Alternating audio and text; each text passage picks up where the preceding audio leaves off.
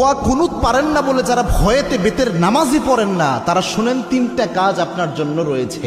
এই তিনটা কাজ করলে বেতের নামাজের পরিপূর্ণ সওয়াব আপনি পেয়ে যাবেন। সুবহানাল্লাহি ওয়া বিহামদিহি। ইসলাম যে কত সহজভাবে আপনাকে সমাধান দিয়েছে কল্পনা করতে পারবেন না। এই যে বেতের নামাজে যে দোয়া কুনুতটা আমরা পড়ি, এটা কিন্তু অনেকের মুখস্থ হয় না, যার কারণে অনেক বড় দেখে অনেকে বেতের নামাজই পড়ে না যে আমি দোয়া কুনুত পারি না, আমি কি বা পড়বো। অথবা অনেকে এমন রয়েছে বেতের নামাজে দাঁড়িয়ে দোয়া কুনুতের সময় চুপ করে থাকে, একটা শব্দ করে না, এরকম আছে অনেকে। তো এরকম কোনোটাই মাধ্যমেই আপনার কিন্তু দোয়া কুনুতের যে হক এটা আদায় হচ্ছে না। এবং বেতের নামাজ এটা কিন্তু ওয়াজিব একটি নামাজ, এই নামাজকে আপনি ইচ্ছা করে ছেড়ে দিতে পারবেন না, এবং ওয়াজিব সবসময় চাইলে আপনি তরক করতে পারবেন না। এই জন্য বেতের নামাজ গুরুত্বপূর্ণ।